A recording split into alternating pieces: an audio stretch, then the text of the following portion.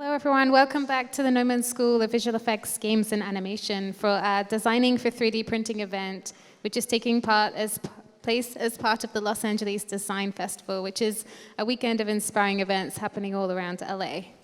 We hope you're all feeling inspired by our first talk by the incredible Anouk Wipprecht, and are ready for our next insightful presentation by Quantum Creation FX's Ceres Regnum, who is also one of our Gnomon alumni. So it's great to have him back here today. If you're joining us online and you missed part one, please make sure you check that out later. Head to livestream.com/Gnomon and be sure to click on the event post section to see both of the events from today's talks. So we also have tons more events for you to check out there too. Don't forget we have some cool prizes today, so stick around to the end of the event for the raffle. For those of you online, to enter to win a 1-month subscription to the Gnomon Workshop online training library, please share the live stream event URL on Twitter using #Gnomon. If you're watching on Facebook, to find the event URL, just head to livestream.com/Gnomon. All right, Ceres, we're going to hand over to you now. So let's have a big round of applause and we'll get started.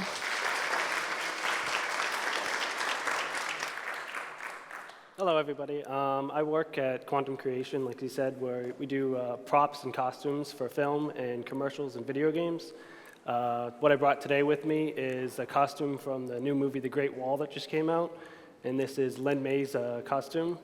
And I also brought a couple props from the new Ghostbuster films, so I can show you the process of how we go from 3D printing to cleaning up to painting, body shopping, and everything in the process we go through for building complete outfits and everything like that. So I guess I'll get started.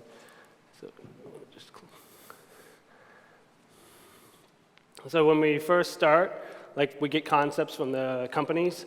So they'll come to us. We normally bid on projects, and once we receive the project, they'll bring in different concepts and designs, and then we'll sit down with a team, with the lead fabricators, with the mold makers, with the painters, and we'll all kind of decide on how we're going to go about building this outfit. And a lot of times we'll get concepts, and when they come to us, either they're because most artists like to draw concepts so they're exaggerated, they're elongated, the legs are longer than they should be, and we have to take that, or sometimes they'll also be not realistic to reality. They can't be used in a movie, or an actor is unable to move in them or do stunts. So we have to take a lot of concepts and kind of dumb them down or make them workable in real life. So that's the first thing we have to do when we get a movie or a commercial or a game commercial or something. We have to take their concept and rework it for them so that it'll be applicable for a real world situation. So an actor can move around in it, run around it if it's not CG. And a lot of times they'll use costumes to sell it to the client, because a lot of times selling to the client, CG isn't the easiest thing to sell. A lot of the investors want to see actual props, actual things up close that they can touch and look at, because they have a hard time seeing things in 3D. So that's where we come in and we'll look at things like movability. For example, a lot of armor and concepts that extend out to the point where, say, if the actor wanted to lift his arms, he would only be able to get them this high without crashing or not being able to move or lift here or getting wrinkling. And a lot of, for example, the new Ghost in the Shell movie with Scarlett's outfit, they had a lot of issues here, getting a skin-tight outfit that doesn't wrinkle or bag when she lifts her legs or moves. So that's kind of things we have to work into, is what material we're going to use, how we're going to go about doing that, what we're going to cut out. So for this outfit, when we got the concept, it came in pretty exact to what it is. We didn't have to make too many modifications. And I didn't bring too many photos or anything, because a lot of stuff we have is under NDA, so I can't just show a lot of stuff. So I'm just going to kind of walk you through everything. So we have just areas of problems. Our main problems are right here, the shoulders, the movement, the head, where it goes and whatnot, with it crashing, with certain things crashing when she lifts her arms or they lift their arms, so that it moves properly and doesn't get caught on something. So we normally have to cut out a lot of stuff here, or have a fabric below that at least matches it or looks good. And then also here, obviously the torso area, and then also the leg area, I pointed out, the knees. Sometimes you'll get a lot of armor that's really big, or knee pads that they want the knee pads to kind of stay in position but not bend, but they don't want it to pop out. So if they bend their knee, the knee pad will kind of stay like this, and they don't want that. They want it to follow. So a lot of times for example, the Tron suits right there that we did, we used foam latex for the whole body. So foam latex, if you guys don't know what it is, it's basically a material that's kind of, like regular latex, but it just follows the body and contours with the body better. So if they're moving around, it doesn't wrinkle as much, but you still will run into issues. But it can take a longer process, and it doesn't have as long of a lifespan. And it's easy to damage, and once you like rip it, it's hard to repair on set and things like that. So we have to take all that into account on how we build something and what we do. So that's basically the concept of drawings, and then the expectations of the clients. Like I said, a lot of clients will come in, and they want it to look exactly like the concept. But we also have to compress it, because like I said, they'll have a lot of elongated things, so like their legs are elongated or their shoulders. So what happens when we start like mocking up and building these outfits is things get compressed and pushed in. So like the client will come back in and look at the mock-up and be like, that doesn't look like the concept. This is so much shorter. Why does it look like not as beautiful and elegant and long? Because they don't realize that a lot of concepts are drawn so that it sells it to them. Like that's what they're looking for when they're drawing these concepts, is selling it to the client so that the client will invest in it. And then we have to kind of go back and bring them back to reality and say, oh, we can't do that. You're running into like practical issues. So it gets cut back. And after we get all that done and we talk to them, we go through the approval process, and they're like, okay, we understand, we'll have to work that. And we'll get past that process, and we'll start working with them and building the outfit. But I mean, down the line, we'll still run into issues where they'll come back in, and they'll think of a new idea, and they'll want to change it. And a lot of times it becomes difficult, but I'll explain more of that as I get further in. So if you want to. So after we get past the concept stage and approval, we then decide basically how we're going to sculpt this, or if we're going to do it digitally, or we're going to do it traditionally, and it comes down to like price point, and what's faster and what's quicker, and what requires less work, and how fast we can get that out, and how much more realistic, or if we can get that done traditionally, because when you sculpt traditionally, as you know, you have to mirror it. It's not like ZBrush or Maya where you can just mirror it automatically and you can get really high fidelity detail. But still, nowadays, 3D printing is still very expensive. Like, so we kind of have to think about that before we decide, oh, let's just create this really quickly in 3D and 3D print it.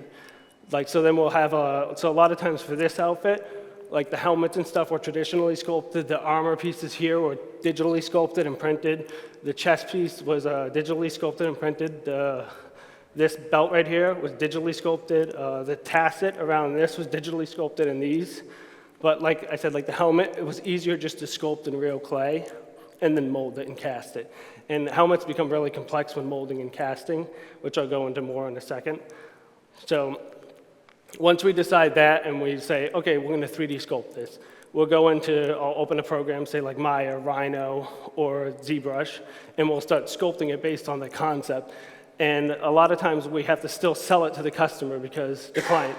Because when they see it digitally, it sometimes looks better digitally than it does in real life. And we have to be careful too, because like I put here, to texture or not to texture, because when we send it to them, if we texture it and the Pantone or color doesn't match to what they're looking for, immediately it sets off a red flag, and it goes up, it chains up through production, and they'll stop the whole process and be like, no, that's not what we want. We don't want it that color, even if we're just showing it as an example.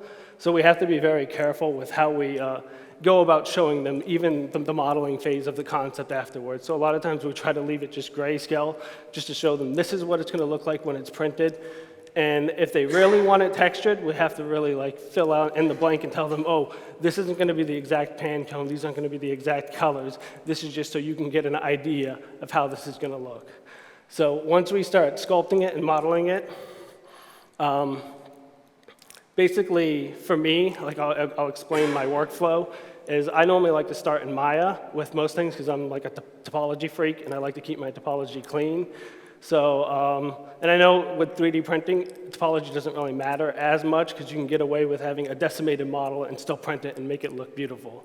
But for me, it's just easier. It's my workflow. So I'll normally start in Maya, and like for like armor like this, which a lot of these things I didn't sculpt. This is when I first started working here. I did a lot of the assembly and the sculpting of like the tassets here and stuff, and the emblems that are on some of the chests, which I actually think I brought.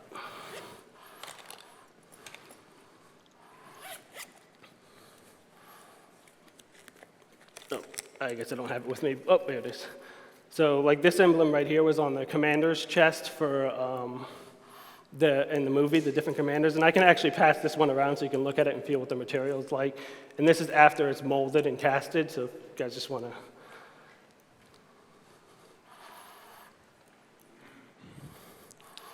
So, like I said, I like to start with Maya, and after I get like the base shapes and block it into how I like it and what it looks like, I'll then take those base shapes and I'll keep them to the side and save them because I know there's going to be tons of revisions, regardless of how set they are, approved on the concept and how much they like it, they'll always come back and change it. Like even at the last minute, it's going to get changed. So after I get the base mesh set up, I'll take it in the ZBrush, give it a little bit more detail, but I won't give it like final detail. I'll give it enough so that they can look at it and be like, okay, that's the right direction, we like that. And then they'll start approving the model and stuff. And then if we have the time, but that depends on the project. Some projects we have like a 2-week turnaround, and some projects we have like 3 months. So depending on how much time we have is if we're going to print out a prototype beforehand, or if we're going to prototype this beforehand, or we're just going to have to give them what they want and kind of sell them into it after it gets printed, if they don't like it. So in the case that we have 2 weeks, I'll say, we'll get it printed out as is. Like I'll finalize the detail, we'll print it out, we'll show them the size, we'll mock it up, they'll come in and look at it, and they'll be like, oh, I like it, oh, I don't like this, we need to change this. And a lot of times then that comes into like where we have to do it in-house and modify it to make it look fixed or changed, or we have to sell them on, oh, we can't change that once it's printed. Either you're going to have to pay for the cost of a change order, or it's just going to have to stay as it is. But if it was a 3-month project or something, then we would have maybe printed out like just a low-res mock-up of it so that they could see the size or shape, or we would fabricate a pattern beforehand out of like, say, L200 or foam. And L200 is normally used for a lot of, I guess you could say cosplay and stuff, but they do use it for a lot of like actual costumes, but it doesn't sell as well as like what the material we use here, which is like a kind of rubber, like plastic urethane, which I'll go more into depth in a sec about. So once we get it printed and they approve it and they like it, we'll go to the next stage of, okay, that looks nice, and then, so if you want to switch to the, then we'll decide, like, while I'm modeling it too, like I have to take, sorry, I missed this part. When I'm modeling it, I have to take into account, like, this has to be molded, casted, painted, and body shopped. And for a product to be molded, like you have to, there can't be overhangs, like there's a process to molding that you have to take into account when modeling also for real world. So you can't just say, oh, I love this detail, I'm just gonna model like this, it's gonna be perfect, and just hand it off to somebody else. It's not gonna work because there's a workflow and a pipeline for the next person who gets it. And when it's being molded, it has to like, so like this gun, for example, if I was to just print it out like this with the handle in it and all this stuff, it's going to lock in the mold, or we're going to have issues if it has overhangs. So it has to be either printed in sections or parts, or pieces will have to come off, so that all has to be taken into account with like, we'll sit down with the mold shop manager while I'm in the modeling process or before we finalize it and send it out, like how would this best work for molding for you guys so it'd be ease of use so that they could get it together, and then how will it work for the painter afterwards, because he's going to have to tape and mask off all this stuff afterwards to make it look like it should. But how can we make his life easier also, on top of making the mold shop life easier, and then also on top of making the fabricator's life easier, because they have to run material and like straps and things underneath all this armor so it can hold on to the actor and not come off. So there's so much to take into account, and you really have to sit down and just each step you have to keep going through. And then a lot of times what happens too, going through these steps, is it also turns away the client again, because they come back and they're like, well, this strap is showing, or this is showing, or I don't like this hanging out right here. And then we have to either sell them on that or try to figure out how to modify this to work better. And a good example of that was we recently worked on a couple new movies. And we had I can't tell you what movie it is right now, but I can try to really explain what happened. So that she had like a cut right here, like a wide opening, and then one right here. So whenever she lifted her legs, the whole thing would buckle. And it was so difficult getting the costume designer to to change that, so that we could either add a strap here, or we could take it out completely, or it could be 2 sections. And they're like, no, we don't want to do that. We have to have it like this. This is how we want it. And in the end, we just couldn't get rid of the buckling. And they were complaining about it, and it was just a very long process of like how do you make something work that isn't going to work or it's going to show? So you just have to really just do a lot of research, work with them, try to figure it out. But I mean, a lot of times you can't just tell them, oh no, we can't do that, like, because they won't buy that, especially since they're investing the money and you're the client, or you're building it for them. So that's a big issue we had with that outfit, but in the end, we just ended up having to have it buckle a little, and that's just how it came out. But those are just a lot of things you have to take into account when working with them. And so now, after we get all that done and we figure out how it's going to mold and how it's going to work, we get the 3D printed part in, and a lot of times they look like this. And I can pass this around also, so you can look at the part and you'll see grow lines in it, because most 3D printers nowadays, they still print in layers, especially like the SLA printers and stuff. And you'll get like the support beams and all that, and that all has to be body shopped out, especially for parts that you want to, she doesn't have too many, but like this. If you want a chrome finish or to look like real metal or be reflective, you have to sand it without losing detail, because when you're sanding, you're cutting in the detail. So you don't want to lose like the curvature and the detail of the object. So you want to sand it so it looks like real metal and is smooth like real metal, so when they paint over it, you still get that metallic finish or chrome finish, but with it being like a plastic object or a urethane object. But I'll pass this around so you can look at it and see if you haven't seen a 3D printed object before.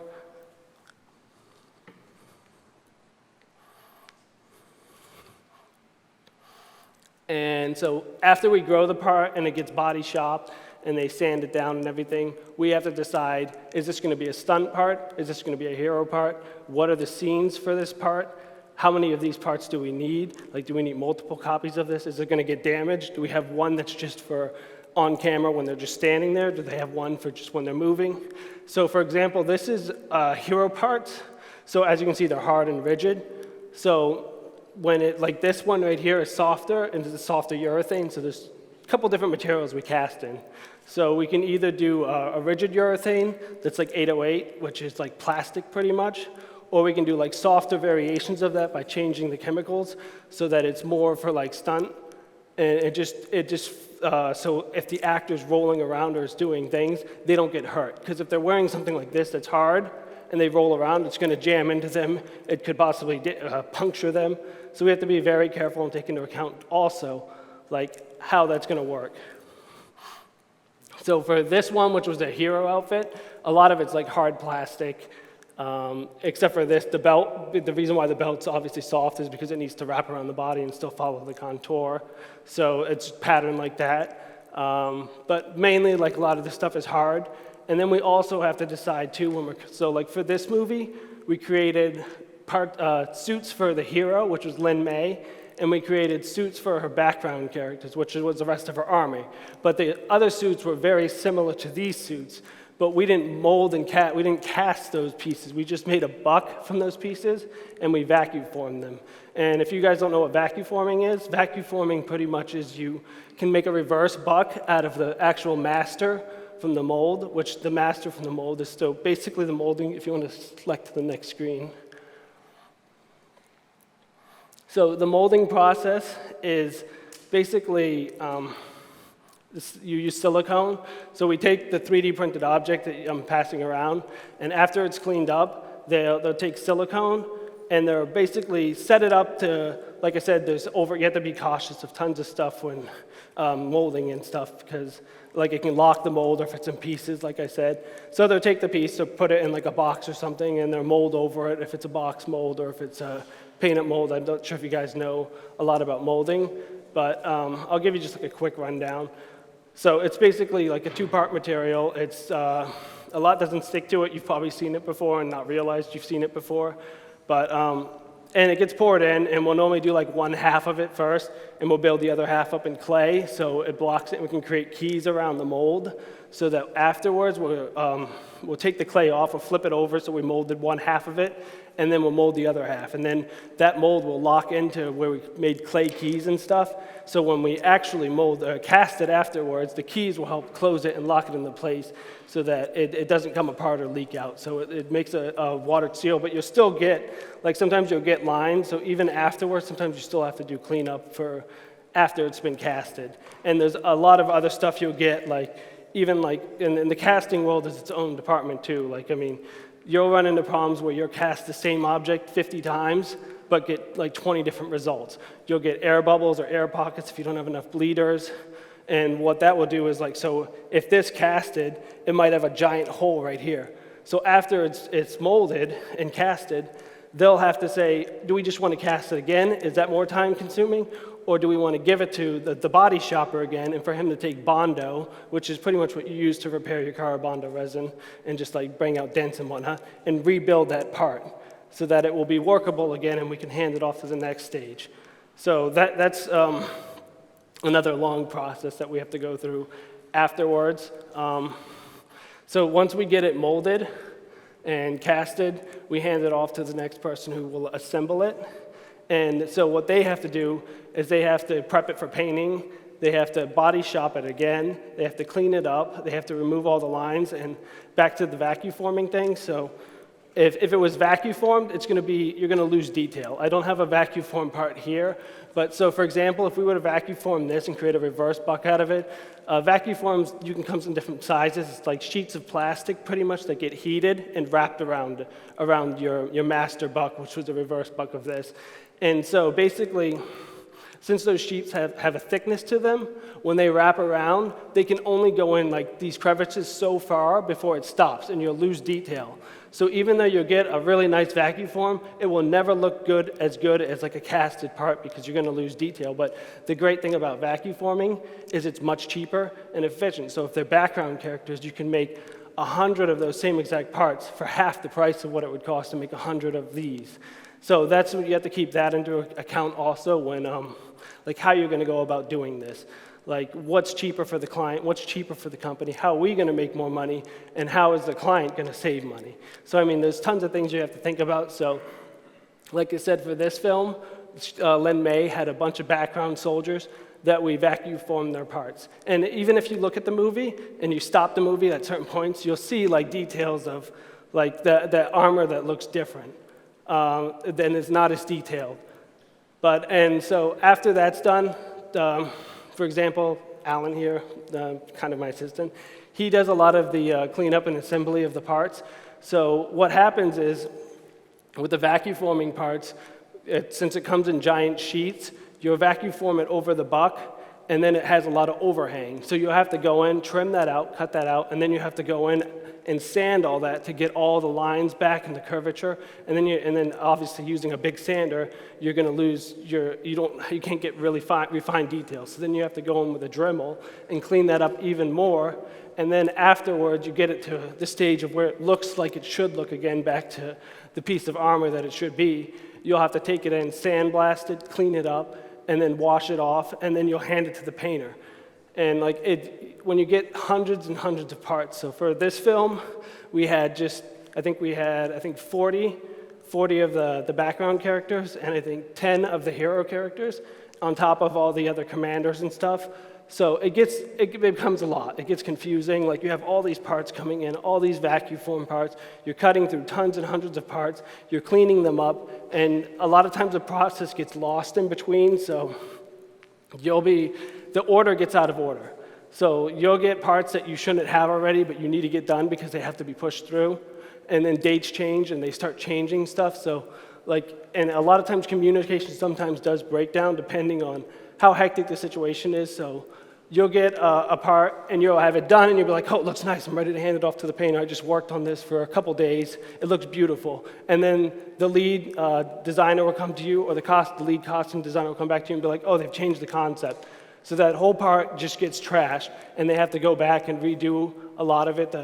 And a lot of times, if it's at that stage, it won't get 3D printed again, but they'll take the master and they'll re-sculpt clay back on it, and then they'll rebondo it and clean it up, and then have to remold it and cast it again to make the changes. So we've run into tons of problems where we had to do stuff like that, and I don't have any examples on here where we had too many changes, other than just like the undersuit, which was fabricated, and I'll also go into like the whole fabrication aspect of that. So after we get like everything and it's finally been approved and there's been no changes, which there's always going to be changes, it will go to the paint department, but like I said, it still ends up being backwards. So like once it gets to the paint department will take it, and then afterwards the fabrication department needs it too, because we all need it at the same time because we're on a really tight deadline. So they'll get it, they'll start working on it, and it's already been painted. So sometimes it will get like nicks or dings in it, so we'll have to go back and forth, and then we'll get it again where we have to start cutting holes in it after it's been painted. So it just becomes, I don't think any production's ever been like, oh, this is just really clean, everybody has a great idea, and it's just gonna work that way. It never ends up that way. You're always bouncing back and forth, having to clean stuff up, adjust things, until you get the final product, which is what you see here. But it takes a lot of work, and it's very time consuming. But for now, I'll go into, if you want the fabrication and gluing. So basically, after we get everything done and set and ready, it has to go into a gluing stage where we take all these patterns, all these parts and everything, and now we have to assemble them into an actual outfit that looks like the concept. So you'll have like tons of different parts from different sections in assembly, and we normally try to keep them organized in boxes and sections because you have like hundreds and hundreds of parts. So once we get them all ready and they'll be painted and laid out nice and everything, we'll have to go in, and we use so urethane, the material we normally use, the vacuform isn't so bad. Like you can use a lot of different glues on it, but urethane will only take to a urethane glue. So like you have to be very cautious of what you're going to glue to this and how you're going to glue to it. Because if you just glue anything to it or just glue a regular glue, it's just going to delaminate and nothing's going to stay to it. You're not going to be able to attach to anything. And so we go through the process of taking the urethane glue. We'll add all the other parts, the sectionings, like gluing these to these, like these two pieces, or if it's a body form, like so for some of the superhero costumes that are like super tight fitting and they want all the armor curvature on them that follow the body, we actually have like the undersuit like this, and we'll actually take the parts with urethane glue and we'll glue them right to the actual costume. So then it never comes off the costume, and it's on that costume permanently. But it gives it that really good fit where it's always there, it's always in position, it doesn't change. So when the actor's jumping between scenes, you're not seeing inconsistencies of like, oh, the armor is here, the armor is there. Like it's always in the same spot. And when they fall or jump, it doesn't move. So it gives the illusion of like, wow, this armor sticks to them. But in reality, say if you were going to go build something and you don't know too much about it, you're like, I don't understand how they do it in movies, and it just like stays there like that. Because a lot of times there's a lot of hidden like techniques that we do to kind of help maintain that outfit so that it sells the appearance of, oh, that outfit's just like, it just works really well with that character, or just does what it's supposed to do.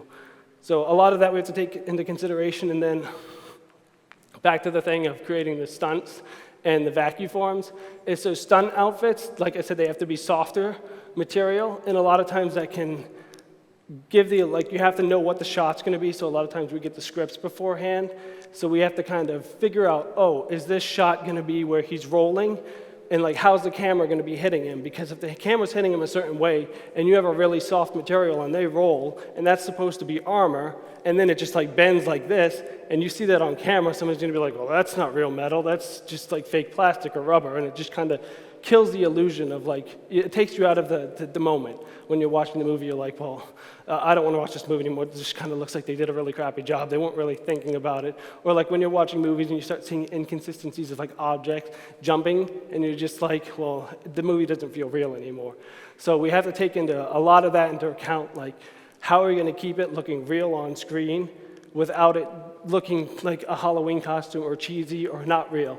And so that's a lot we have to take consideration into, and like I said, so we have to decide like when to use the rubber, when to use the harder plastic, when to use like harder urethane, when to use the vacuforms. So there's a lot of stages in there, and so now I'll go a little more into the painting stages so you guys can understand like the paints we use and how we get like these metallic finishes and chrome finishes, because a lot of times it just doesn't, like, you can't just use like regular paints or like I mean, you can get certain textures, like some people will actually use a rattle can to get a certain texture because it leaves like the little divots and stuff. So if you're looking to get that texture, like say if you were doing like a tank or something, or like a big battleship, like you'd want that kind of spray can look because you want all those little divots. But for like a lot of this stuff, we use like automotive paint which becomes very expensive, and the part has to be like immaculate, and you have to be very careful with what you get on that part. So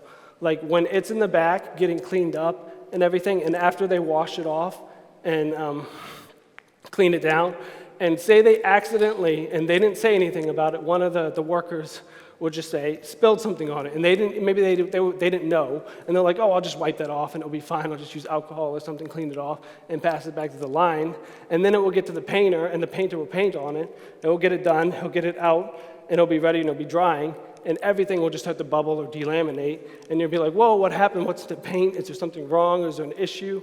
And so like you have to be really on top of everything you're doing, because every stage can kind of like train wreck it for the next stage. And when you start to get to the painting stage, you're almost at the final stage. So ruining an item at that stage not only costs the company a lot of money, but it can also cost you your job, because you've just pretty much screwed up over like 2 weeks of work for everybody else.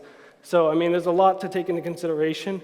And automotive paint is very finicky and takes a lot of time to dry, takes a long time to dry, and has to go through a lot of different stages for painting. Like they have to do like the base layer, let it dry for like 5 hours, come back, do another layer, let it dry for another 5 hours, and there are 6 hours in the oven, come back and do the next layer, and then they have to tape off each layer. And like I said, where the painter has to go in and mask and tape, just like when you do any type of painting, you have to mask and clean it up. So that's why, like I was saying before, you take into consideration like how that object is going to be painted is how you're going to print it, so that it makes it easier for the painter in the end, because it's such a long process, and if one part messes up, he's going to have to take 10 hours to tape off a whole little gun. So after it gets painted and everything and dries, we get like this result right here, which I can actually pass this one around, but just be very, very careful with it, and you can kind of just see what the paint looks like.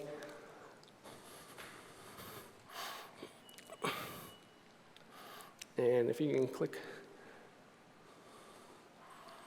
So after, after we get it painted, we'll go in and we'll ask the client, does this product need to be aged? Or are they going to age it on set? Or are they going to change some things on set? So for example, a recent film we just did, they wanted us to age it, and then they debated it, and they said, no, don't age it, we'll age it. And it kind of went back and forth, and then we finally aged some of it, and then we had to send it off the set, and they had to age the rest.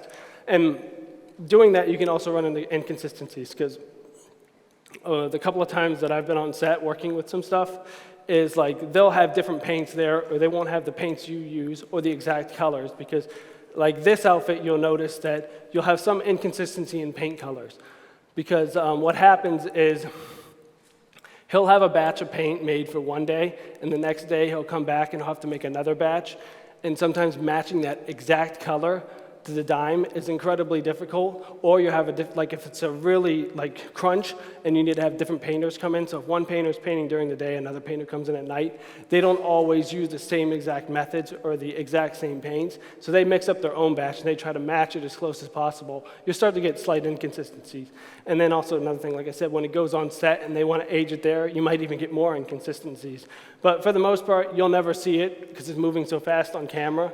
But a lot of times the client who's investing in it will see things like that, and they'll nitpick a lot of that stuff.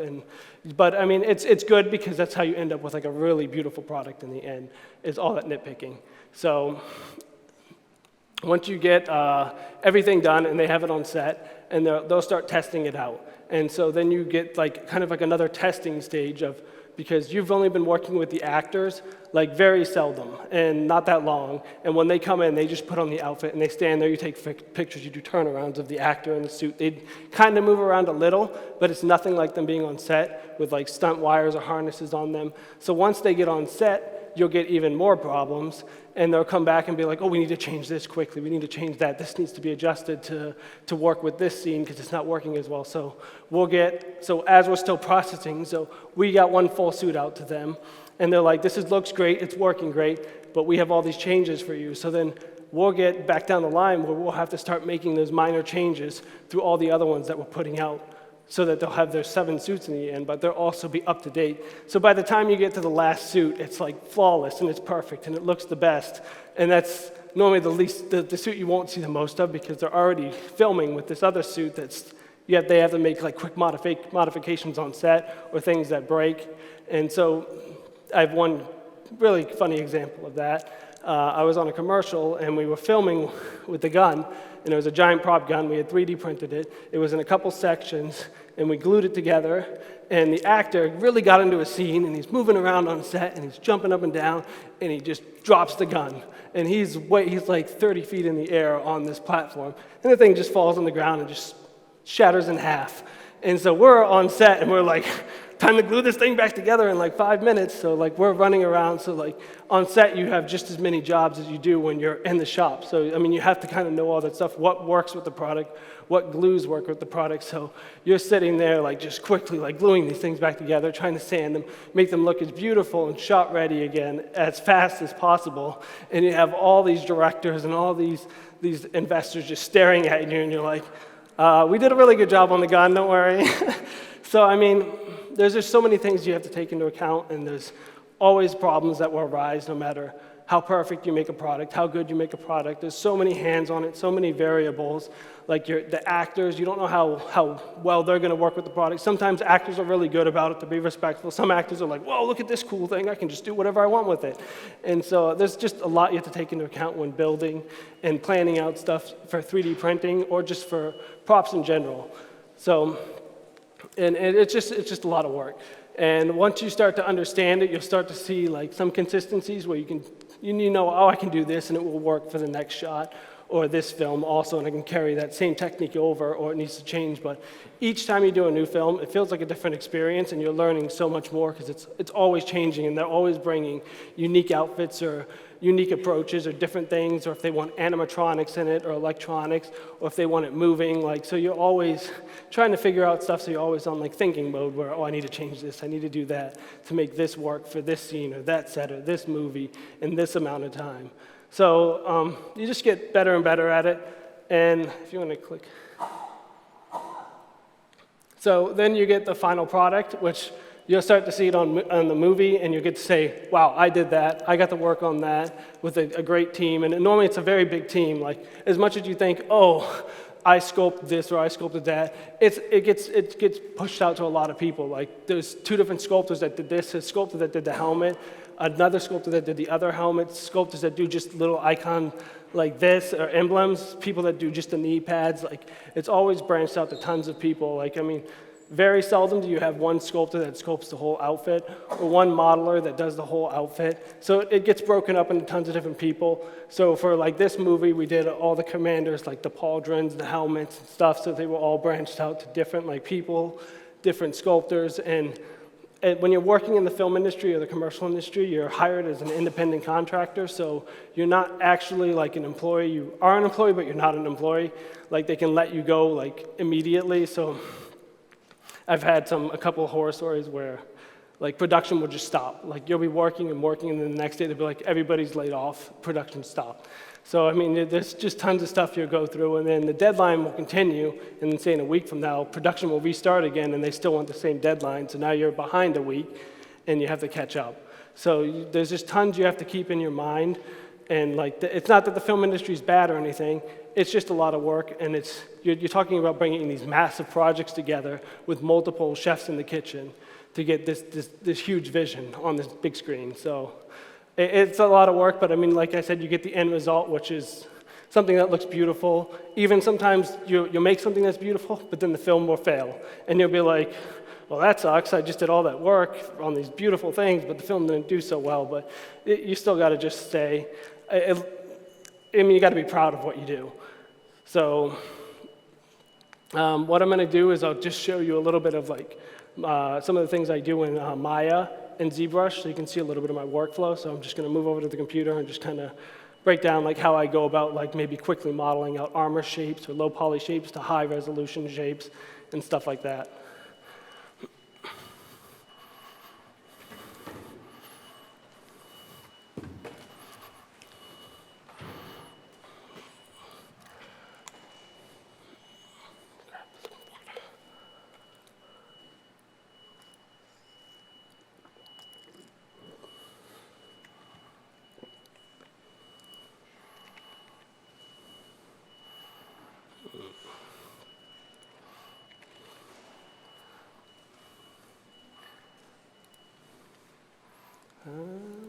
Do you know if we only have 2017 on the computer here, or?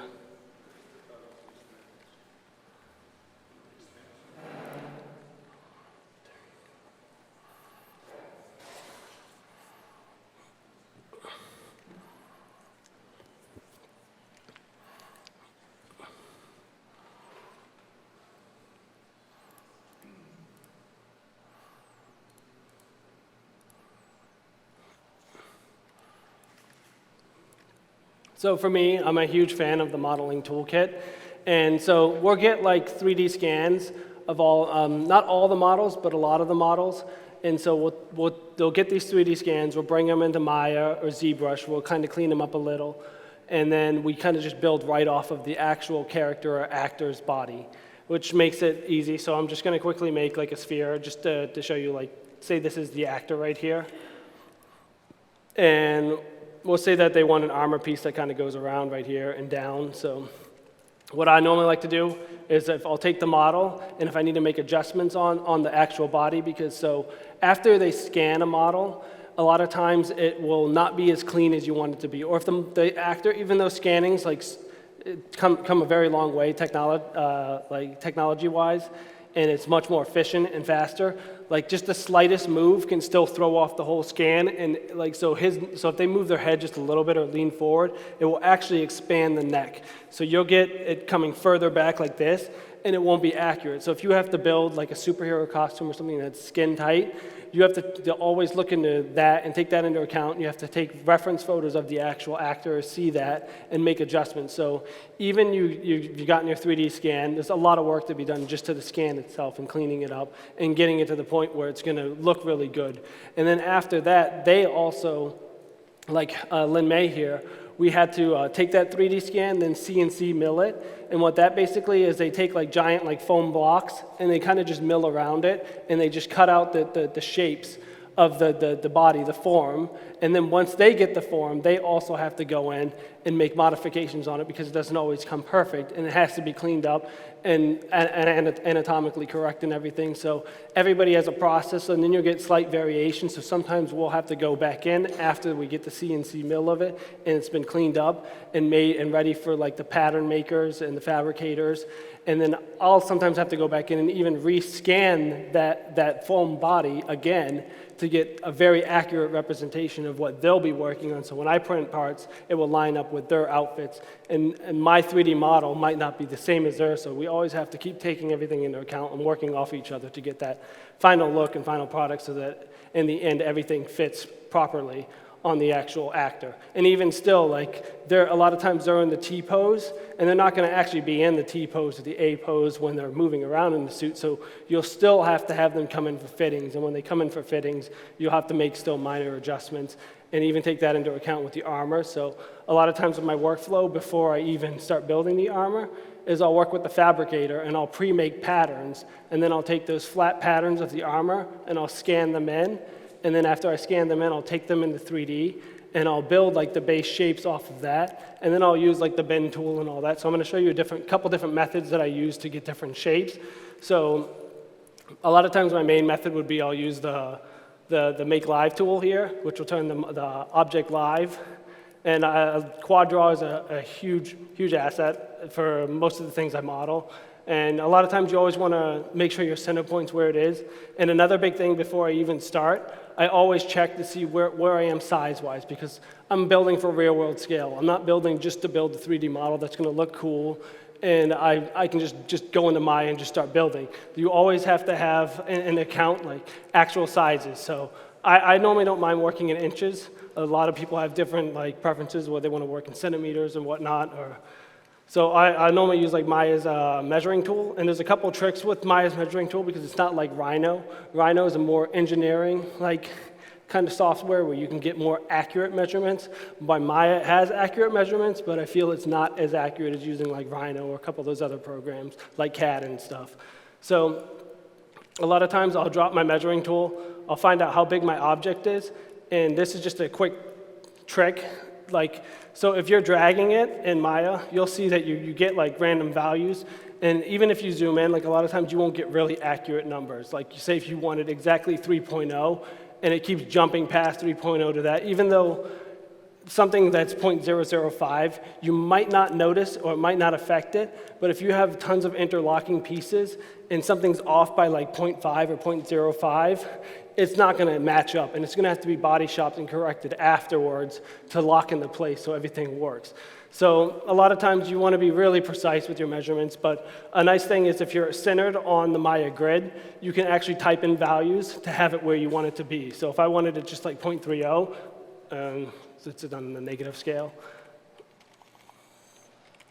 So I can just lock it right there. But that only really works if you're on the negative, like on the actual grid, or you're just going to have to make calculations in your head. But like as always, you can snap to the object to get measurements, and for round objects, you can use the curve tool. But like I said, a lot of times I'll make actual flat patterns that are based off of the real model, and I'll scan them in so that they're to accurate size before I even start modeling in here. So when I bring them into Maya, I already have a pattern that's the correct size, and I can just build right off of that.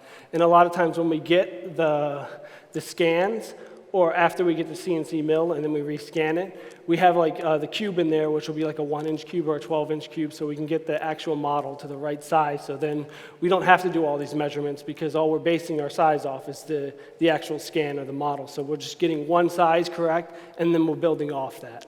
So then it takes out the having to do like tons of calculations if you don't have like a base size that you're just already working off, or a model that you can just build off, and you're just building armor that's floating and they don't have a scan. Then you have to do a lot of your own measurements beforehand to get it accurate.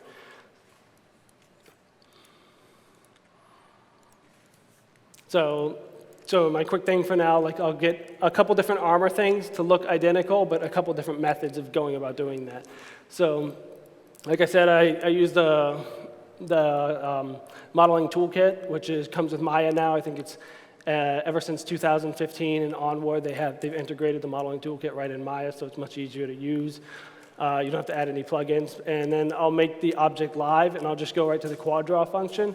And with that function, you can just start drawing like right on your object. And a lot of times quad draw is used to just retopo things so that you can get better topology, especially if you're going from ZBrush to Maya. But ZBrush is getting much better about like the topology and using Z-remesh and stuff, where it's a little bit more accurate. But for me, I always prefer to do all of my own topology to get like exactly what I want it to look like and where I want it to be.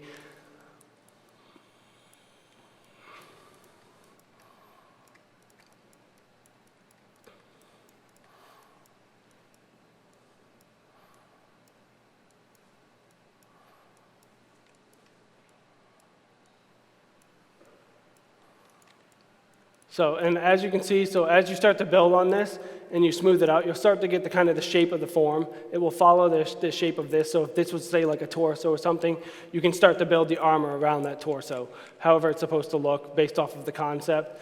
And you can always go back into the quad draw, adjust things, slide things around on the actual torso. As long as you haven't moved it away from it, it won't snap back. And if you just quickly drop lines, it will start to kind of force it. Like the more lines you have on it, the more accurate to the actual object it will become. So if I left it low poly like this and I smooth it, it's going to start to blend past the object because it's not actually on the object. But sometimes you can get away with that and cheat it. You just have to know what you're building and where you're going with that model. So a lot of times you can come back in, clean it up, make it a little more accurate to the model. And then, so say this is my armor piece, I'll normally square it off like,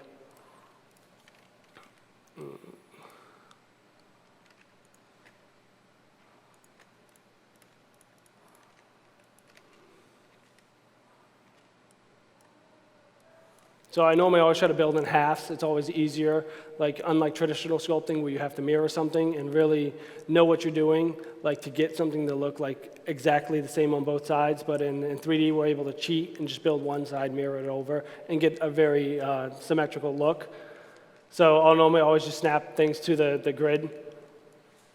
Obtain components.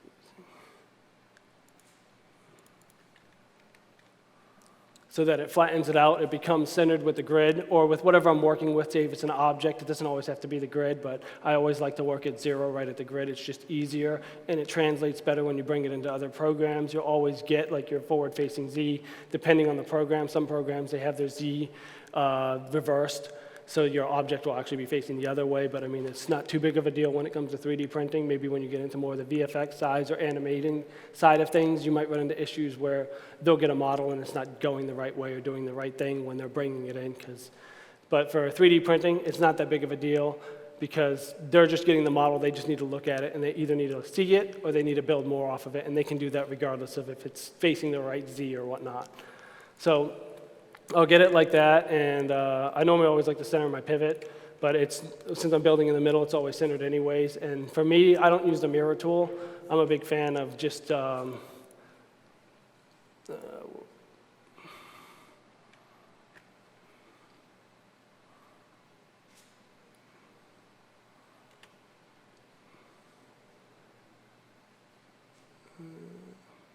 I don't have all my so freezing the transform, basically, if you're new to Maya, basically takes all your scales back to 1.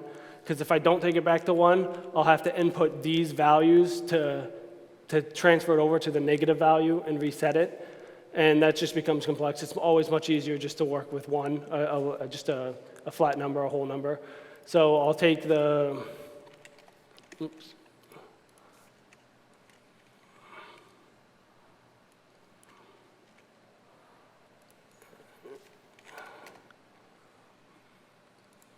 And then I'll freeze it over so you get the armor piece like it's growing out. And if you don't like it, you can always go back, delete 1/2, change it a little, readjust it, go back to quad draw again, add things, readjust it a little more. And if you're happy with it and you're like, well, this is the armor piece I'm looking for, you'll see that it gets this thing right here, and that's just because they're 2 separate halves right now, and you have to join them together as one piece.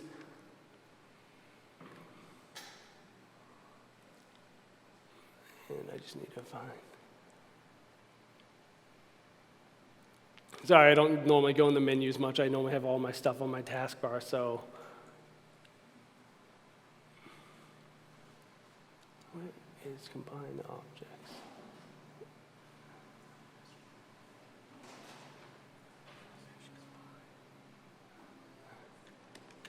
Oh, there it is. So I'll combine the objects, and then I'll have to go in and I'll have to weld those vertices together so that they're one piece now. And then you won't get that hard edge in the center that I was getting.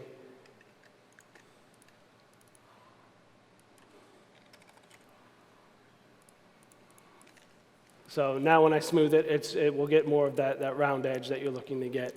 And then so now I'll take this same exact pattern and I'll rebuild it flat. So say that I scanned in my flat model and then I wanted to get the same shape, but I didn't have an actual model already there that I could just quad draw right over, and I need to get still the same result.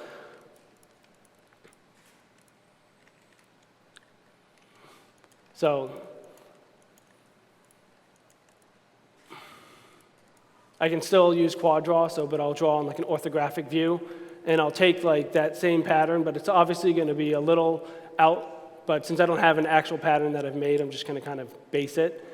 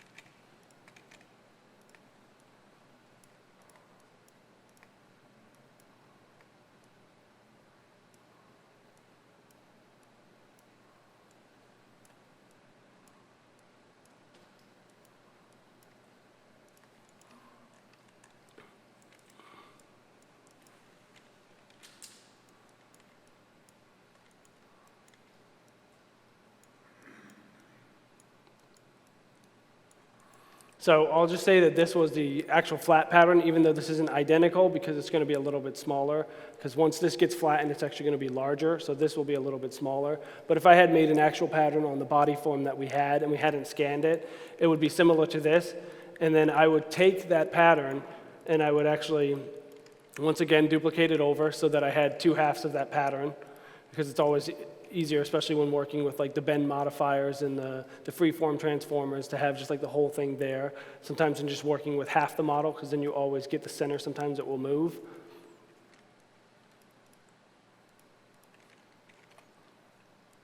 Oops.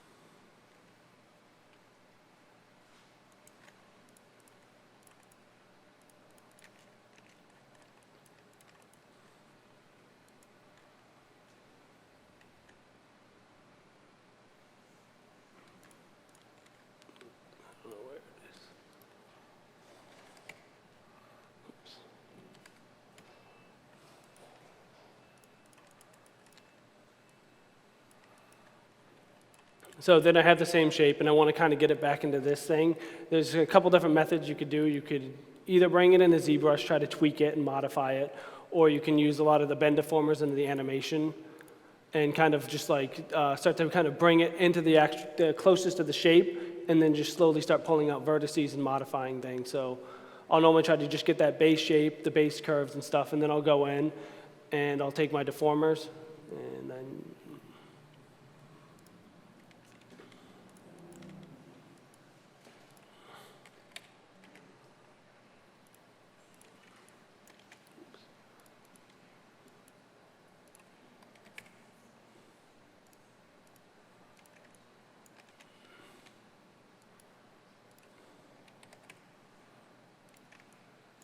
so then I can start like bending it into the shape of this, and then I'll add another bend deformer, and I can adjust like the height of it, or say if I only wanted one side to bend, or I wanted to bend a certain way, and like I said, if I was building it and still mirrored, I'd only want to bend 1/2 of it, so I'd have to have it centered.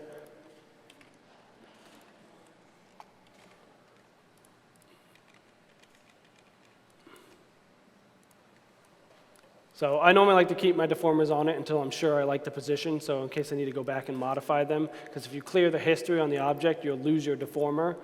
And so a lot of times, like say you wanted to keep this object in this deformer, I'll make a duplicate of it so it loses the deformer, and then I'll take this object here and I'll just create its own layer, and I'll just hide it. So if I need to go back and then edit it later, I can always jump back to that base shape or whatever, because like I said, you go through a lot of revisions and changes, and you always want to make sure you keep your low-res version of everything so you can go back in afterwards, because if you have a high-res version and you're not working in ZBrush and you need to quickly just reshape out stuff, it's just much easier to always have your low-res backup, so you can just say, if you need to go in and just readjust a couple vertices or move something so that they're like, oh, I want it just a little bit further out or something like that.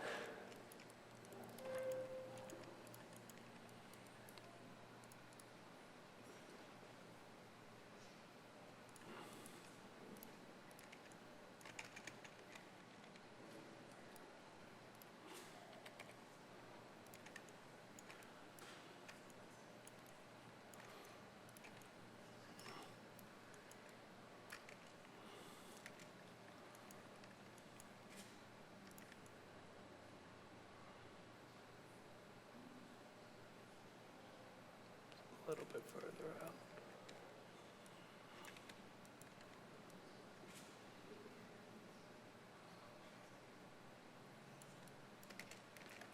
But as you can see, I'm starting to get the shape that I want, and I'll make minor adjustments. And like I said, so I always have this one, so I noticed like, oh, this isn't curved enough. So like you want to bring your deformer back or forward if you wanted a quicker turn based on the object, so you can get more of that, the shape that you're looking for.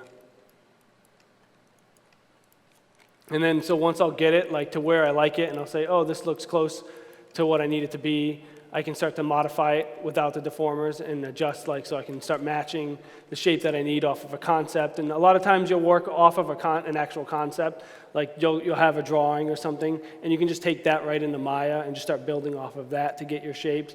But like I said, the quickest way, especially when you're working with fabricators and other departments, is to go to those departments and talk to them, figure out where their spacing is going to be. So like if I'm working with the lady that's doing, I'll just show you quickly, the undersuit of this. So when she has certain lines she needs to keep, I need to be very accurate to those lines. So me going to her and actually creating another pattern over that, so when I print it out, they'll sync up almost perfectly, because in 3D, a lot of times, we're not ending up making this undersuit, because this is all going to be done practical. There is no 3D. I mean, they have something now called by design, which you see a lot of superhero suits are like that, where they have the very unique textures.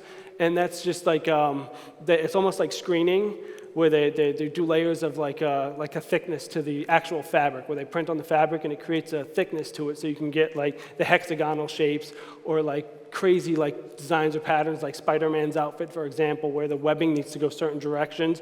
They'll print those out and by design off of vector patterns that will build up and give it that look, and then they'll have to sew it together. So say that Spider-Man was wearing armor, and he has very distinct lines that go certain ways, and I need this armor, even though to match that, so in the concept it shows it maybe has like this much of a distance away from it, I need it to match it exact. So it's always better to come to the actual model where the fabricator's working on it with her patterns, and go off of her patterns and draw your own patterns, scan those in and bring those in 3D and build those off that, so you get very accurate to her patterns. And because if you just go in 3D and you just kind of eyeball it, because you have the 3D model, and you're just like, oh, I think she's about there or whatever, and then you print it and you're off even just a little bit, it's going to be really noticeable, and it's going to affect the whole suit, because if they have to adjust his armor slightly up or something, it's not going to look right anymore. It's going to look weird, or when she bends over, it's not going to do what it needs to do, and you just kind of just wasted all that time and money doing something because you thought, oh, I could just eyeball it to get it to match here. You always want to try to be as accurate as possible, so in the end, you're not wasting other people's time and money, and you're getting a very accurate result. So it's always better to come in and actually draw patterns off the actual figures to get the end result you're looking to get. And that also works incredibly well with like elbow pads, the armor here, and even like having you always want to have like a base build of tons of different characters, like 3D scans of different sized characters, because like I said, you don't always get somebody who has a 3D model for you, or a scan of one of the actors. So sometimes you want to find, like what they do, a lot of times they do casting calls to find like stunt actors and stuff who are incredibly similar to the actual actors, so that the sizes of the outfits actually fit them. So a lot of times you want to have like your own kind of like buildup of different models of different sizes and humans of different sizes that you've either modified or adjusted, so that if somebody says, oh, we don't have a 3D scan, and we need a character this size, and you need to do it incredibly quick, you can just jump into your library and just say, oh, I have a guy that's about like 5'5", this build, I can adjust him and kind of make him match it, and you get your measurements from your fabricator. They're like, oh, the waist is like 31 inches or 32 inches or 33 and a half. Then you can just take that into Maya or ZBrush and make the little modifications on the body build that's really similar, and get a pretty accurate representation of what that model is if you don't have a 3D scan of the body. Or you don't want to just kind of build it like free-forming it like this, or you don't have a model where you can go talk to the fabricator and build a pattern. But it's always more accurate to work with the fabricators on the floor and get actual patterns from them, so that you can create the armor to exactly match the suit in the end. And like I said, you don't always get that on production. Like some productions will provide you with assets, other productions will provide you absolutely nothing, and you have to do everything from scratch. So knowing every method, but always the easiest method is to have both a 3D scan and to be working with the actual fabricator. If you're the fabricator or sewer yourself, then you'll know your own pipeline where you can get to the result that you're looking to get. And like I said, sometimes the texture or not the texture. So if I had made this red, and if I sent this, and this is just a word of warning. So if I had sent this to like a producer, and I was like, oh, here, check this out, and I didn't tell them beforehand, and they're like, they look at it and they're like, well, our costume's not red. our costume's blue. And so it's always better just to send them a flat gray or something that's just really just a flat color, because a lot of times they're not going to perceive that as being a color of the outfit. So it's always good to, like, if you're sending stuff back and forth to them quickly, don't modify it halfway or change it. Like, just always keep it consistent, and then if you're going to change something, just tell them beforehand, because I've had experiences where I've ran into nightmares where production will start going crazy and they'll stop us from building the whole entire outfit, all because one file was sent with one wrong color. And even though it has nothing to do with the outfit, but a lot of them, for them, because they're not there sitting with us every day, they don't see what's happening, so they don't see behind the curtains, and they just start assuming stuff, and then it can cause a train wreck. So you always just have to be consistent with your work.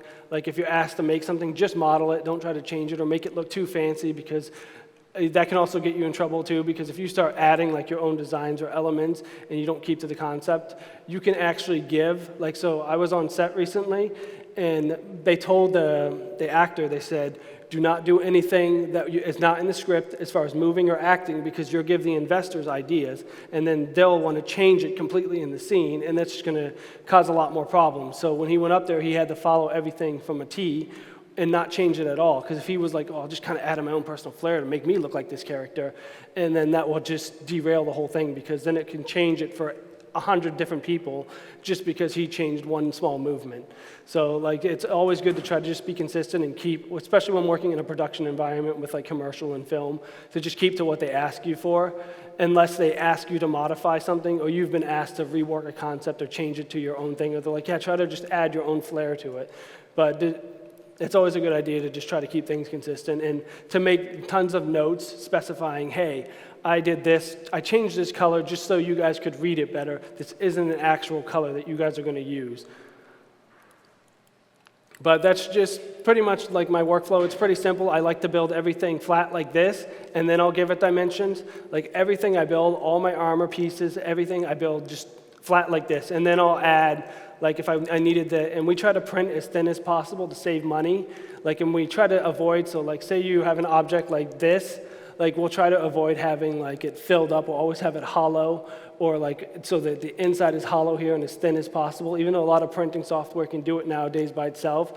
But sometimes it's always better if you're outsourcing to another printing company to just do it yourself and clean it up, because they'll come back and they'll just print it, and they'll kind of just, they'll just assume something, and then they'll give you a price, and they've just printed this thick, heavy piece, and you've just paid like $700 more than you should have because of a simple mistake. So always try to clean up your model, know all your thicknesses, build your models so that they're just thin like this, so you can add the thickness after, and you know exactly what size. So if I needed just to be 1/8 of an inch, I would just do point, I think it's 125.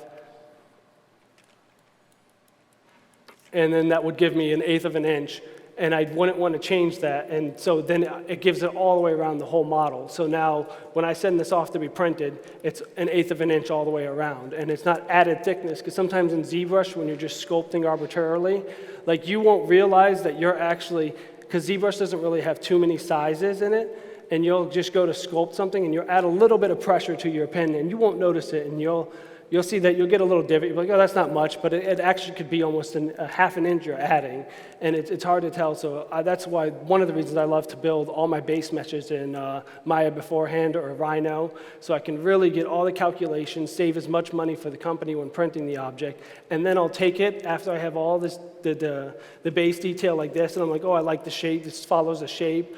I'll create vectors for like all the separate designs. So for like this costume right here, if you look at the belt, it has the siding right there and the little like swirly square things in there and all the intricate designs. I'll create flat vectors in Photoshop based off of UVs for this, or I'll just create actual UVs, and then I'll take that in ZBrush and I'll either inflate it out, buoyant it out, or draw over those vectors that I drew to get all that crazy detail and stuff. And as you use ZBrush more and more, you'll start to tell, like when you're inflating something by like 1 or 2, you'll start to realize, oh, that's about 1/8, that's about this much, and you'll start to feel how much thickness you're getting, so that when you print it out, you'll know how thick that detailing is. And you always have to take into account too, before you start printing, especially with high detail, like if a client asks for like super, super high detail, like they want a sandpaper-like texture, a lot of times a lot of printers can't get that really high detail. And especially if you have to sand that object out afterwards, because you need to get rid of all the grow lines, you're going to lose all that detail anyway, so you always have to keep in account like where your object's going, what you're going to do with it, how it's going to affect the end result, like how minute can I get the detail? Do I need to exaggerate this detail? Because sometimes you want to exaggerate detail, so if say you're printing a maquette, like a 12-inch maquette, and you have all this detail on it, and then they print it out, and you're like, I can't see any of my detail. Like, I made all this, put so much time in it. I did all this crazy detail on it. I did all these little lines here and stuff, or this damage, and you don't see any of it. You always want to just know your medium beforehand, maybe create like a test strip about the size you're going to print out, maybe do the detail on that with like different like samples so you can see what the printer's going to do, and then just kind of print it out, see where it is, and know what you're going to have to sand back to get that model to look like it should so that it maintains that detail. So like I said, after I get my, my armor and I say, oh, I like this is a good design, I'll then add like the edge loops if I need it, or if I need it to hold certain structures, like say if I wanted this to be more of like a hard edge like that. And then you always have to take into account, especially in Maya when you're adding hard edges, sometimes you get that line there, so you always have to know, like you can either knock it back in ZBrush, or you can model it so that your edge loops don't cut all the way across, but they break out for the center, because that's the great thing about 3D printing, is you can get away with cheating it. You can have quads, you can have triangles, you can have weird things, just as long as it's watertight, you won't run into any issues. So if I like this and I'm like, oh, that looks good, it has all the edges I want, it has all the bevels or whatever, I'd export this.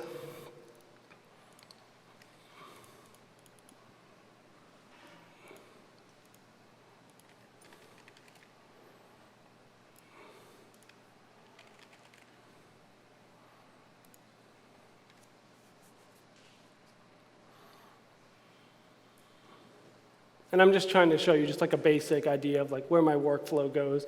Like I bounce between multiple programs. Sometimes I'll bounce between Photoshop to do vectors. Sometimes I'll bounce between to do fabrics or different things for different aspects of things.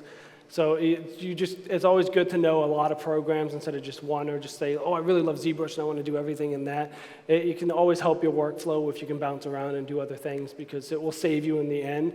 And you'll realize sometimes you'll get midway between a project and you're like, how do I do that? I got to figure this out like in less than a week, because this is due and I don't know how to do this. So always try to just like test yourself and do crazy things, or say, can I model this in a day, or can I model this in this amount of time, and give myself like crazy criteria to model this, so that you'll get faster and you'll start running into your own problems. But it's always just good to like be in a live environment where you're running into those problems, because you're going to have to think. And don't be afraid to ask, because that's the worst thing. Like if you don't know how to do something and you're on set and you're just like, I can do it, and then you can't do it, and the time comes when you have to hand in that project, you're going to really shoot yourself in the foot. And most of the time, they won't tell you on set that they're not going to keep you. No, they'll just let you go and they'll never call you back. So it's always good to be honest and be like, yeah, I don't think I can get that in that amount of time, or I can't figure that out, or maybe somebody might know a better method, because odds are you'll keep your job instead of losing it if you're not able to complete it.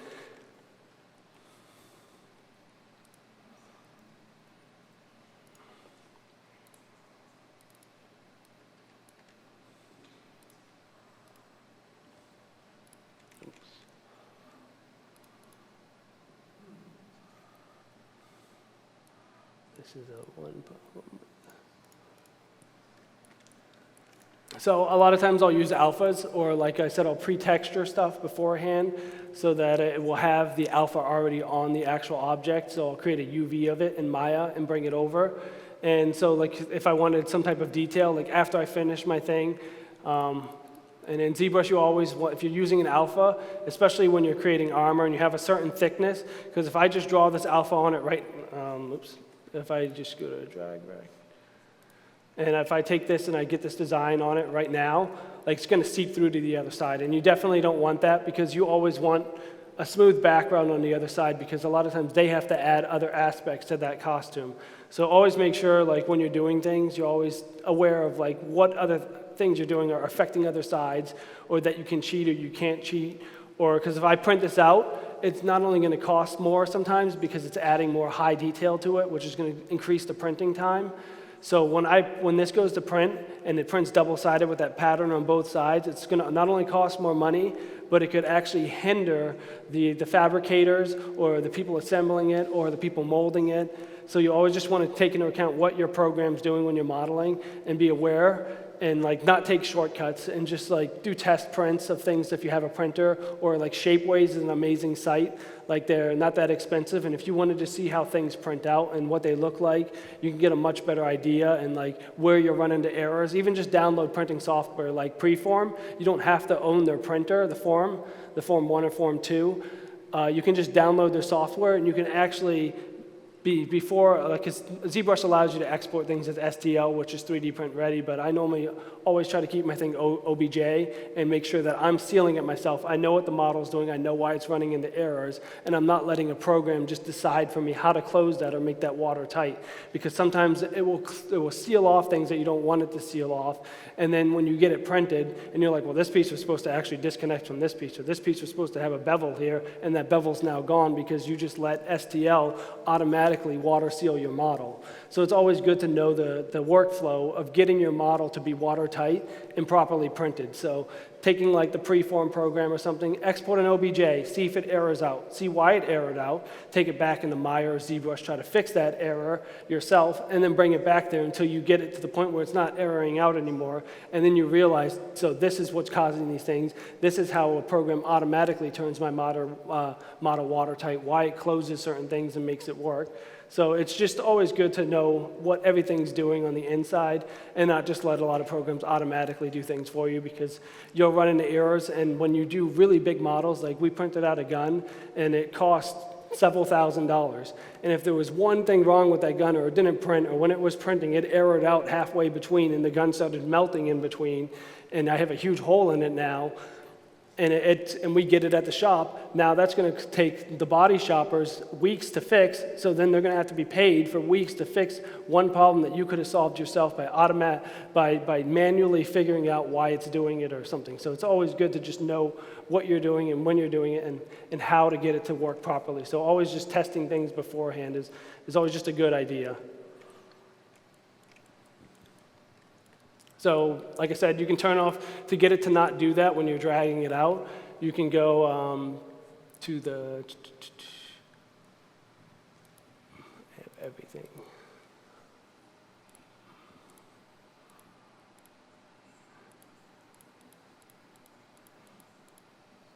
Remember where backface masking is? And a brush.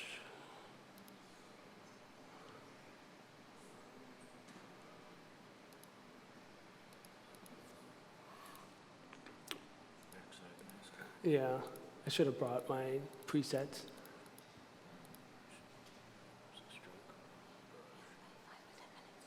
Yeah, that's fine. And this is another thing, like, because as you can see, I'm running the issues right here.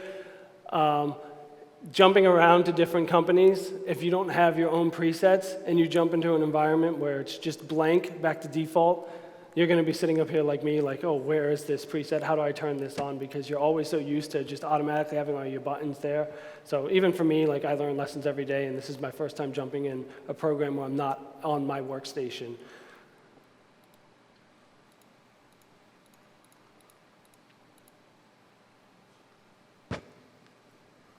But there's an option that basically what it does is it prevents your masking from hitting the back. So when you pull an object out, you won't get, it will only do it on your forward facing. It's kind of like in Maya where you can turn off like select through camera, see through camera, will select the faces from behind. It will only select your forward faces.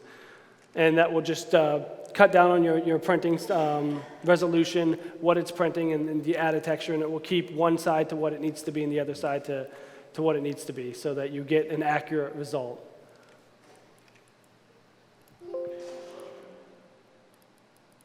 What was that? Oh, it is in the brush menu? Let's see.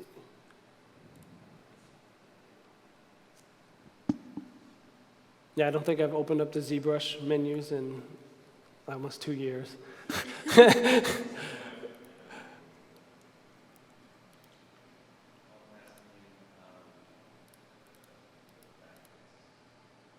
Oh, there it is. So, yeah, I just missed it. So yeah, and you just make sure to have back face masking on, and it will prevent it from bleeding through to the other side, and you'll only get your alpha on your front side, your forward-facing side. And you have to be careful. So when you have curved objects, that's why it's always better to UV your alphas instead of just dragging them, because you have to know what your object's going to do. Because if you just drag them, it will start to like stretch on the side. So if you have a curved object like this and you grab your mask and pull it out, you'll get stretching on the side.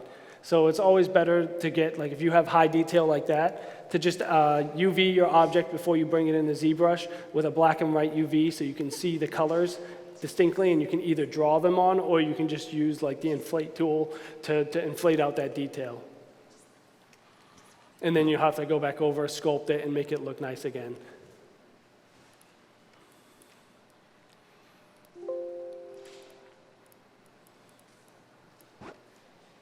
But that's the main thing I had to really talk about. I mean, I was really just looking to kind of give you guys an insight of like the process of what we go through to create like these outfits for film, and like some of the problems we run into.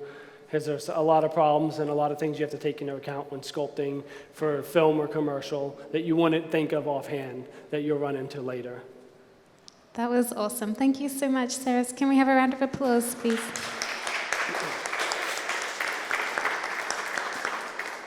We have had a question online, actually, while you were talking. Matt Marshall on Twitter is asking if he can have some information on how you create the interlinking geometries for the scaled armor. Well, say that one more time. The interlinking geometries. Do you have any information on how you do that? Yeah, so I can actually just, if you want to see just something really quick. So say this was interlinking. Like if I wanted to make scale armor out of this, like I could just create it as one size, and once again, I would duplicate it, and I would adjust each one so that it's like scale armor. So we'll just say that's your scale armor interlinking like that, and it locks around. And if I needed it to resize, to start getting smaller so I could get that feel that it's actual like armor that's going down, so you get like the scale armor because it gets smaller to smaller. It starts big, then it's interlinked under each other and it locks. I'll go to like the deformer. And I'll grab the lattice tool, or depending on, and I can start to get so that I'm adjusting it slightly. So now I'm starting to get interlinking geometry, and it's starting to take on like another shape. And I could even add another deformer. So if I wanted to start adding like complex shapes to that, and so I normally always just build my one piece like that I need. So I'll build that to the right detail and geometry, and I'll always keep that low res piece. And then I'll make adjustments, and I'll just duplicate that piece so it's like interlinking like that, and then I'll just start taking deformers, and I'll scale it into place, readjust things, and you can always add more deformers. So if I've already added a deformer to that, but I wanted more of a curvature to it, so I've grouped it, so I'll just take that now, and now I'll go back to nonlinear. I can add blends, squishes, like bends, and I'll adjust this so that, and now if I need like a curvature to that, I could add curvature to it or adjust it however I need it to look, so that I can get different things that are doing snaking or doing interesting things. And all I'm building is that one piece of armor, and now I'm just duplicating it. And then I can go back afterwards, and I can modify that. And if I instance these objects when I duplicate them, it will carry out over all of them. So if I need to change like just one piece here, and I instanced it, and I pulled that out, all of them would pull out to adjust with it. So that then I wouldn't have to go back and modify each one or delete them and redo it again. So there's just a bunch of techniques that you can use, and the animation tools in Maya are incredibly powerful. So always jump through them, check out like your motion path, like, and I'm sure a lot of you know like things like if you had an object like this and you needed it to kind of spin around like a clock or something like that, or you can always center your pivot down lower, and then so if I open a calculator and say I needed that to go 4 times. Your math, 360 divided by 4, it gives you 90. So now I know I need 90 degrees on each one. And so when you more complex ones, say if you have like 26 or 27 or 80, and you divide it, you'll get that number. So you'll know it exactly. And then if you go to the edit, duplicate special, and I needed this to go around that pivot 4 times, I now know that it needs to rotate 90 degrees. And I do it 3 times because the 4th one is just a duplicate back at the top. So when I do that, it did it the wrong direction, but it will give me that. So I'll get all these degrees. So if I had 26 of these, I would do a different number, and it would give me that perfect 360. So if I need to create really intricate shapes that duplicate, for example, like airplanes, like their propellers and whatnot, or the engine intakes, it's just easier to get stuff like that. Or if you're getting armor and you need to have like just 5 of them so you can automatically get the perfect spacing. So you just set your pivot point where you need it to hinge off of, and then all of them will bend off that, and then you can go back in afterwards like this.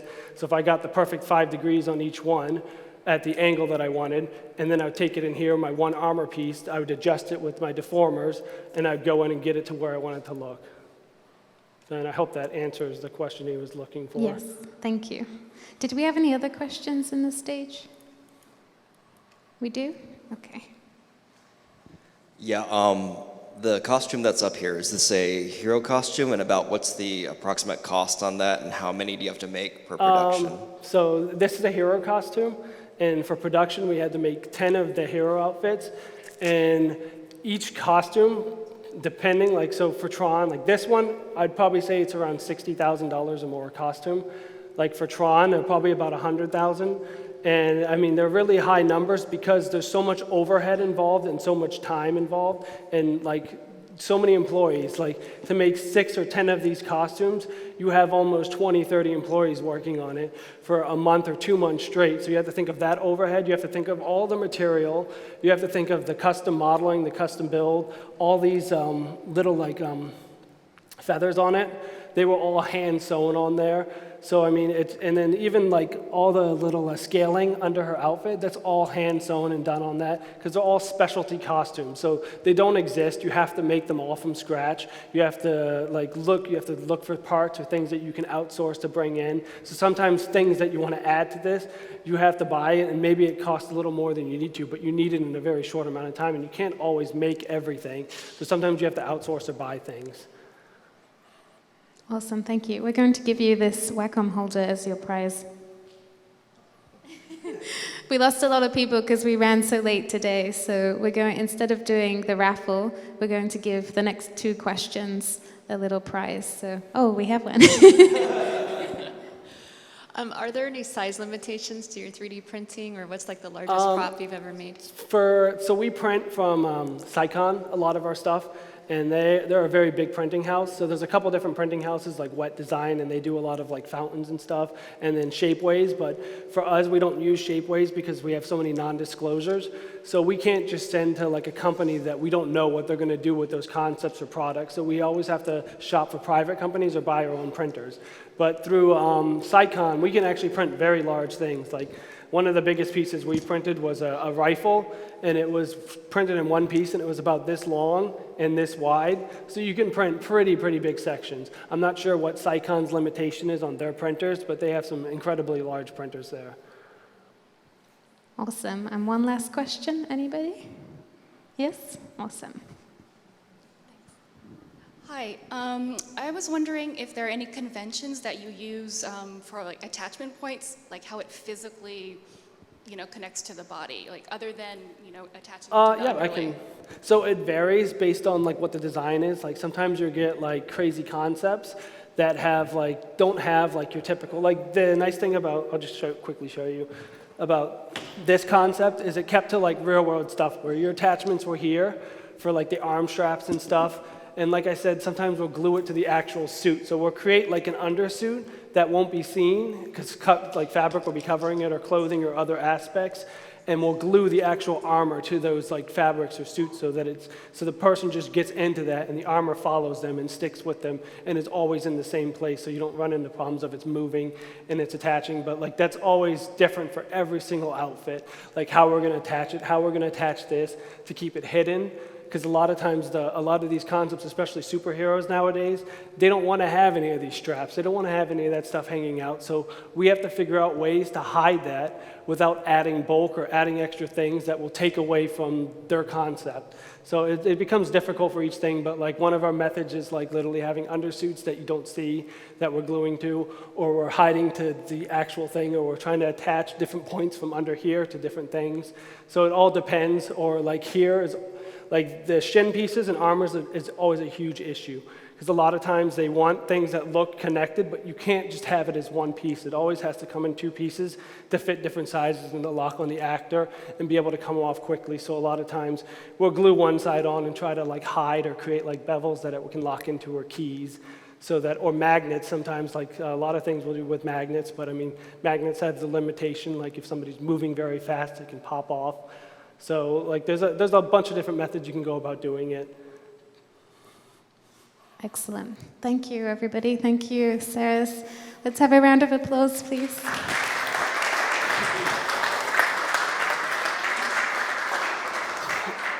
And huge thanks to Anouk as well. It's been great having you both here today. And Anouk has traveled from San Francisco, so thank you for coming to spend the day with us. And Ceres, it's great having you back at Gnomon as well. We're so proud of you and all the incredible work you're doing at Quantum Creation. So it's amazing, and that is so beautiful. I hope you're all feeling inspired here, as well as those of you online. Thank you again for joining us. If you tuned in late online, be sure to rewatch both videos from today's event in our archive at livestream.com/Gnomon. We have lots of other events coming up. So this Thursday, we have 3 incredible artists from ILM. Unfortunately, the RSVPs are closed for that, but please stay tuned to gnomon.edu/events and follow us on Facebook, Twitter, Instagram, and LinkedIn for future announcements. We have a not-to-be-missed event, which I promise, planned for June 22nd, which we'll be announcing in a few days. So get ready to RSVP for that. Or if you're watching online, you can follow us on Livestream to get notified when we next go live. If anyone is new to Gnomon today and would like to look around the campus, we'll be happy to show you around. Just come and talk to me or Courtney, and we'll do that. And yeah, so we have the winners of our raffle today, and we've already announced the winner of the Livestream prize on Twitter, so congratulations to all of you. Let's have one last round of applause for today's guests. Thank you.